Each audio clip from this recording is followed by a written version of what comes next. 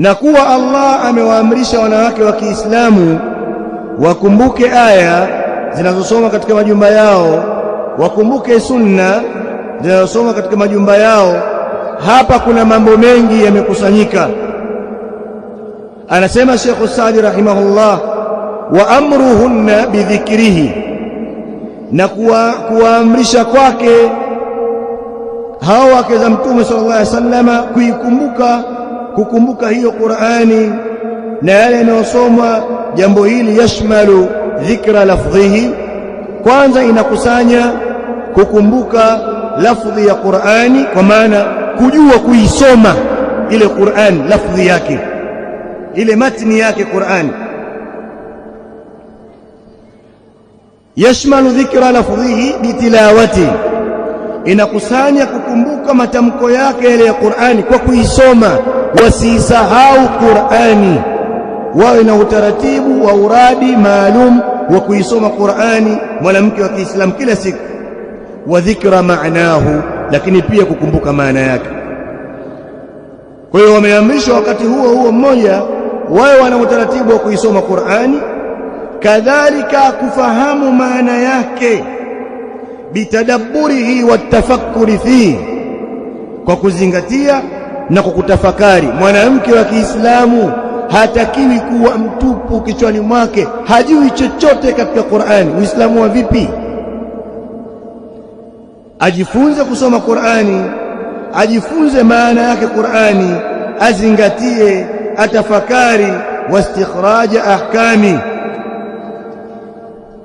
kadhalika na kutoa faida na hukumu mbalimbali zilizomo ndani ya Qur'ani. Kuna mambo mengi ndani ya Qur'ani yanayohusu wanawake. Leo utazungumza mambo ya kawaida ambayo kwenye Qur'ani yapo kwenye jamii zetu hizi. Utawaeleza mambo ya swala, utawaeleza mambo ya kufunga, utawaeleza mambo ya stara. Unakutana na upinzani mkubwa, kwa sababu mwanamke huyu hajui chochote katika Qur'ani. Mwanamke huyu wa Kiislamu haisomi Qur'ani, hajui Qur'ani imemwambia nini. Utamkataza, utamwamrisha jambo la kawaida, lakini utapata upinzani, kwa sababu yeye hakumbuki chochote katika yale yaliyokuja ndani ya Qur'ani. Ndiyo Allah akawaamrisha wakezi Mtume sallallahu alaihi wasallam waisome Qur'ani, wazingatie maana zake, waitafakari, kadhalika watoe ahkamu zilizo katika ndani ya Qur'ani. Swali linakuja,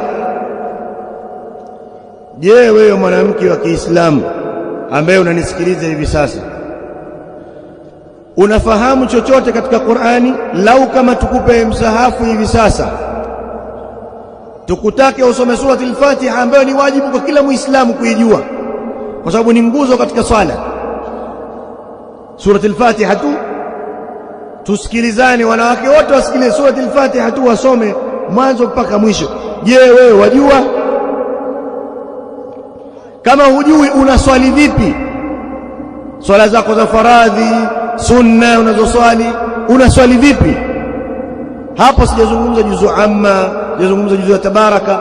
Wangapi katika wanawake na umri umekwenda, lakini mtu hajui chochote katika Qur'ani. Kama hujui kusoma, utajua Qur'ani inasema nini? Na Allah Ta'ala Qur'ani ameisahilisha, walaqad yassarna alqur'ana lidhikri, na tumeiwepesisha Qur'ani, tumeisahilisha Qur'ani lidhikri, kwa ajili ya kukumbukwa, ipate kukumbukwa, watu wasiisahau, iwe ni wepesi kwao kusoma. Sad wal Qur'ani dhikri, Qur'ani ni ukumbusho, hauwezi kuwa mgumu. Ma anzalna ilaika alqur'ana litashqa, haikuja Qur'ani watu wataabike wakisoma. Watu wanatakiwa wasome, wajue ahkami zake. Vipi utafahamu swala? Vipi utafahamu funga? Wewe umeolewa, vipi utafahamu haki za mume wako? Una watoto wako, una nyumba yako, una wazazi wako, una waislamu wenzio, kuna majirani. Hayo yote yamo ndani ya kitabu cha Allah na sunna za Mtume sallallahu alaihi wasallam, na wewe hakuna chochote unachojua katika hayo. Kwa hiyo watu wameamrishwa ibada. Allah subhanahu wa ta'ala ametuumba ili tumuabudu. Wama khalaqtul jinna wal insa illa liya'budun, sijawaumba majini na watu ila waniabudu. Haya, na katika Qur'ani, katika surati al-Fatiha, kila siku Muislamu anasoma mara 17. Mwanamke ukiswali soma mara 17 kwa sababu rakani 17. Unaomba ihdina as-sirata al-mustaqim sirata alladhina an'amta alayhim غير المغضوب عليهم ولا الضالين صراط الذين أنعمت عليهم ولنعمشنا الله ni manabii na watu wema. Almaghdubu alayhim ni Mayahudi. Mayahudi wameghadhibikiwa kwa sababu walikuwa na ilmu hawakufanyia kazi. Adh-dhallina ni Manasara. Manasara njia yao imekuwa mbaya kwa sababu wamwabudu Allah kwa ujinga. Wewe unamwomba Mola wako akuepushe na njia ya Mayahudi, asikupe ilmu isiyokuwa na amali. Unamwomba Mola wako akuepushe na njia ya Manasara, usimuabudu bila ya ilmu. Wakati huo wewe huna ilmu, yani wakati huo unakikataa kitu ambacho wewe uko nacho. Maona njia ipi itakuepusha na njia ya Manasara? Njia ipi itakuepusha na njia ya Mayahudi ambayo unaomba mara 17 uepushwe nayo katika swala za faradhi peke yake? Njia ya Manasara utaikwepa kwa sababu ya kujifunza ilmu ili umwabudu Allah subhanahu wa ta'ala kama alivyoelekeza Mtume sallallahu alaihi wasallam. Na njia ya Mayahudi utaiepuka kwa kufanyia kazi ilmu uliojifunza. Baada ya kuwa Allah subhanahu wa ta'ala amekupa ilmu, ukiifanyia kazi, hizo njia mbili utazikwepa. Mwanamke wa Kiislamu mpaka sasa haujui kitu katika Qur'ani yako wala sunna ya Mtume sallallahu alaihi wasallam. Vipi umeiepuka njia ya Manasara mpaka sasa? Achilia jina lako lilonalo, achilia kujifunika, achilia kadha, unahudhuria mambo kama ya Kiislamu, lakini kama hakuna mabadiliko kupitia ilmu, kama mwanamke wa Kiislamu hana ratiba ya kujiwekea mabadiliko kupitia ilmu, wallahi itakuwa mambo mengi unakosea kuliko kupatia. Haya, achilia mambo mengi ya nje yanayokuhusu mwenyewe tu, yale ya lazima yako katika mwili wako, mambo ya haidhi, mambo ya nifasi, bila kuwa na ilmu, kwa sababu huwezi kupata shule mambo hayo. Wewe utasoma darasa gani waeleze mambo ya haidhi na nifasi? Naam, chuo kikuu gani utasomesha mambo hayo? Lakini hebu angalia Uislamu ulivyofafanua mambo hayo. Wewe hujui kitu kwenye Qur'ani, hujui kitu katika sunna, huna utaratibu wa kujifunza dini ya Kiislamu, utafahamu vipi? Ndio utapata kwamba wanawake wengi, mtu anaweza kupata hedhi saa 8 ya mchana, wakati wa dhuhuri umeingia, akitoharika ile swala hailipi, na wakati ameingia katika hedhi ikiwa swala ishaingia wakati wake, sababu hajui hukumu yake. Wanawake wangapi zinawakuta Ramadhani ya pili, ya tatu, ya 4 na ana siku hajafunga na hajui hukumu yake, na kuna wengine ameona ndo maisha ya kawaida, hana neno.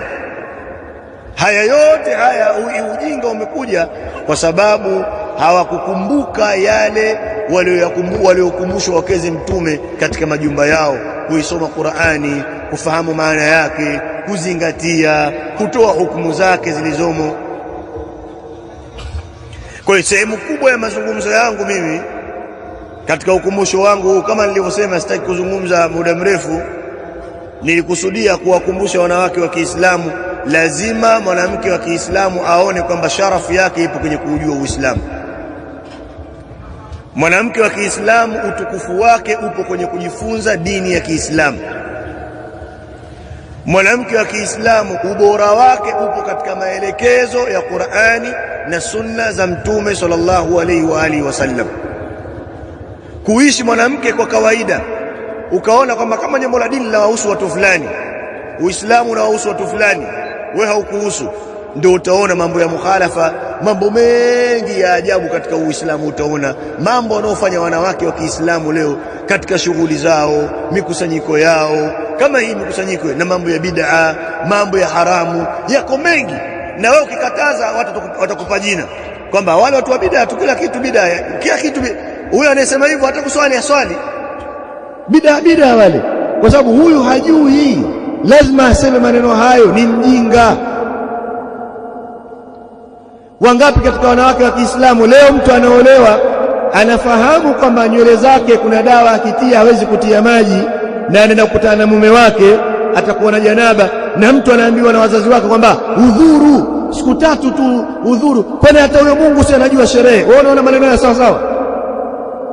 Mungu yupi anajua sherehe za kipuzi namna hii? Yupi? Yani ilikuwaje jambo la kheri, jambo la baraka, wewe ndio umeenda kufanya maasi, ukifa usiku ule utaenda kumjibu Mola wako kwamba alikuwa hizi siku 3 tu nimpate udhuru, siku 3. Waona kwamba jambo la sawa? Lakini huyu aliyesema maneno haya kwa sababu haujui Uislamu. Huyu aliyesema maneno haya hajajua Qur'ani imemtaka nini, imemwamrisha nini, imemkataza nini. Huyu aliyesema maneno haya hajajua sunna imemwambia nini, imemkataza nini. Dada zangu na mama zangu na ndugu zangu wanawake wa Kiislamu, zirejeeni nafsi zenu kujifunza Uislamu wenu. Kujifunza Uislamu sio ushamba. Kushikamana na maelekezo ya dini sio ushamba, kwamba wewe sio mtu wa mjini. Acheni fikra hizo. Karibuni watu wataondoka katika ulimwengu huu kurudi kwa Allah subhanahu wa ta'ala. Tulazimiane na maelekezo ya Uislamu, tushikamane na mafunzo ya dini kwa kuhudhuria katika madaris, na tunapokatazwa tukatazike, na tulipoamrishwa tuelekee katika maelekezo tuliopewa na Qur'an. Allah subhanahu wa ta'ala anasema, wama kana limu'minin wala mu'minatin, haiwi kwa muumini mwanamme wala muumini mwanamke, idha qada Allahu wa rasuluhu amra, pindi Allah na mtume wake wanapolihukumu jambo, an yakuna lahumul khiyaratu min amrihim, kuwa wao na khiyari katika jambo lao. Jambo akishasema Allah akasema na mtume sallallahu alaihi wasallam, jambo akishalikataza Allah akalikataza na mtume sallallahu alaihi wasallam, wewe Muislamu mwanamume na mwanamke usiwe na khiyari, usiwe na khiyari. Leo nitamalizia kwa hadithi moja ya mtume sallallahu alaihi wasallam. Mtume sallallahu alaihi wasallam anazungumza nafasi ya mwanamke kwenye kuipata pepo ya Allah subhanahu wa ta'ala. Akataja mambo fulani akiyafanya, nafasi ya kupata pepo ya Allah subhanahu wa ta'ala. Akataja mambo fulani mwanamke akiyafanya itakuwa sababu ya kuingia peponi. Jambo la kwanza, mtume sallallahu alaihi wasallam akasema, idha sallatil mar'atu khamsaha, atakaposwali mwanamke khamsaha, ai akaswali swala 5 za faradhi. Wanawake wangapi hawaswali swala 5 wa Kiislamu? Hilo jambo la kwanza lihifadhini. Swala ina nguzo, swala ina masharti, swala ina mambo ya wajibu, swala ina mambo ya sunna. Wewe mwanamke wa Kiislamu unayeswali, achilia sasa swali yuko mbali huko kabisa, wewe unayeswali unajua nguzo za swala, unajua masharti ya swala, unajua wajibu wa swala, unajua sunna za swala, unaswali vipi? Atakaposwali mwanamke swala zake 5, hilo ni jambo la kwanza. Wasamat shahraha, na akafunga mwezi wake wa Ramadhani. Haya, funga saum.